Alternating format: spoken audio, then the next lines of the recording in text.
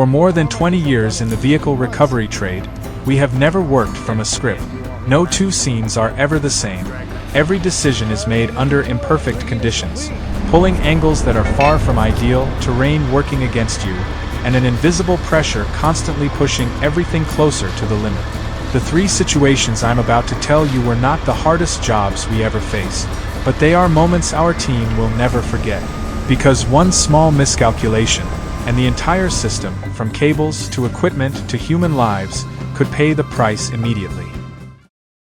I still remember the feeling when the wood chip truck lay overturned across a narrow street, its container pressing more than 10,000 pounds of material into the pavement like a block of living concrete. How are we doing? Hello, hello, hello.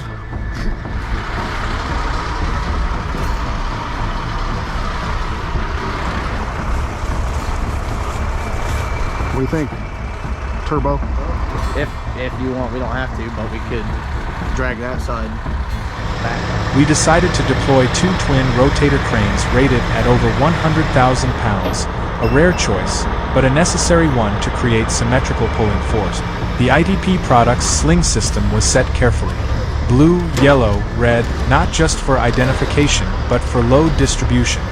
Every strap carried part of the responsibility.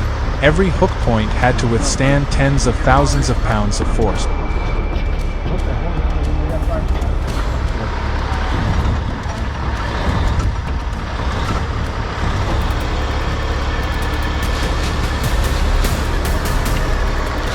When the lift began, tension on each cable line reached approximately 18,000, 22,000 pounds, balanced evenly to prevent load concentration at a single point. I controlled the front section upward first, while Christian held the rear body steady, ensuring no frame twist occurred. The most critical moment came when the truck was suspended 3-4 feet off the ground.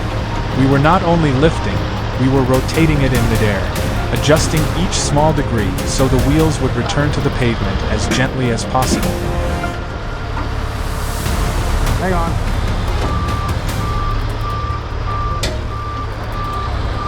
No crashing sound, no violent shock. The truck stood back up as if it had never fallen. A successful recovery is not when you simply put the vehicle back on its wheels. It is when you do it without causing a single additional loss. Because in this work, sometimes the hardest part is not creating enough force, but knowing when to stop, how to divide the load, and how to control every inch of movement.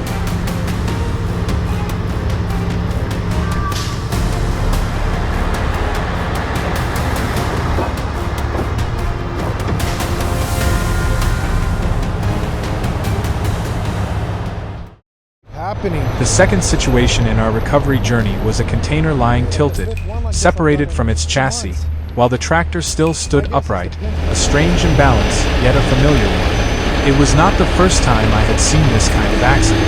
The unusual point in this case was that one locking pin remained jammed, twisted out of alignment but refusing to release. With around 30,000 pounds of cargo inside, that pin was no small detail. It was the point holding the entire pressure of the rollover. If we pulled before dealing with it, the container could spring violently like a compressed coil. I did not choose the fast way.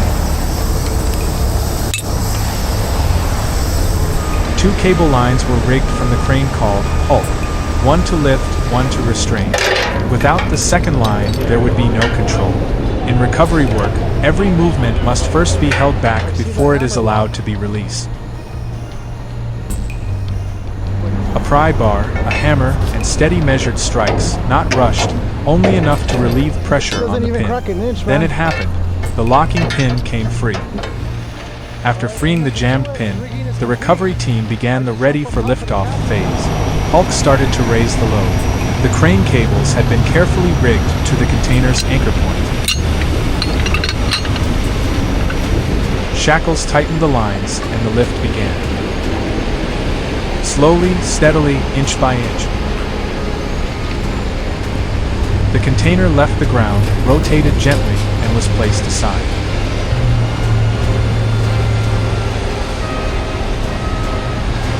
No further damage, no second mistake.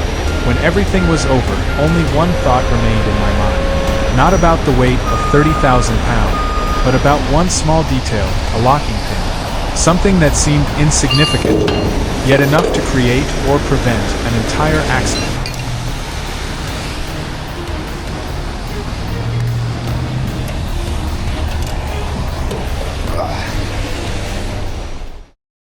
And this was the final recovery of this journey. A construction material truck weighing 65,000 pounds lay 200 feet down in a ravine, on a slope of nearly 70 degrees. When I looked down, I knew this was no longer an ordinary recovery. This was a confrontation with gravity itself. Our team had to rappel down. The truck was trapped among tree trunks up to 80 feet long, boulders, and sinking soil. Before pulling, we had to remove every natural resistance holding it in place.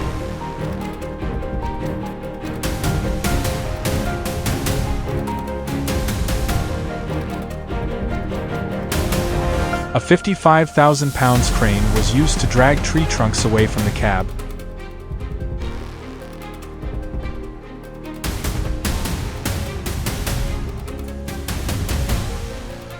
While we cut massive trees blocking the path, clearing a route for the truck to move upward.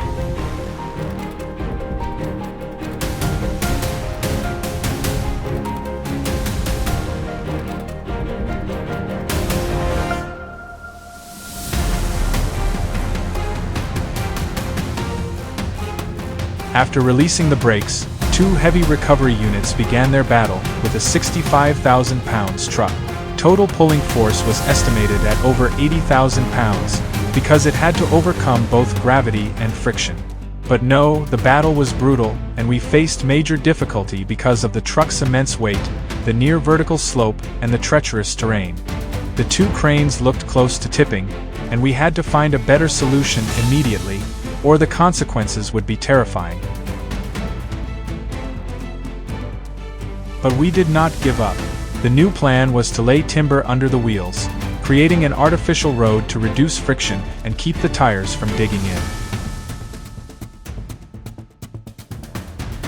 When the truck neared the top, it had to pass a section close to 90 degrees, a sheer wall of rock. For a few terrifying seconds, it seemed the massive truck had defeated both cranes and was about to plunge back into the ravine.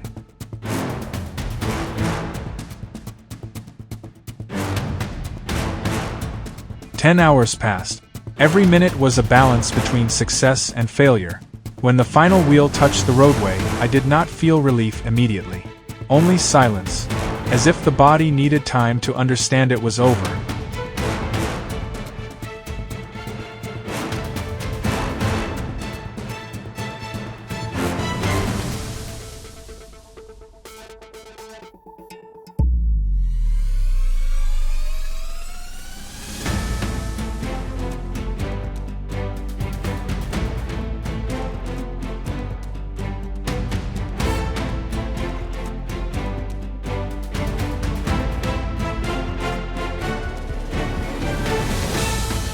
When everything ended, the truck returned to its place, the road was cleared, and traffic rolled on again as though nothing had ever happened. If you want to keep following these breathless recovery situations, the moments where one small miscalculation can change the entire outcome, stay with the channel. Don't forget to follow and subscribe so you won't miss the next stories.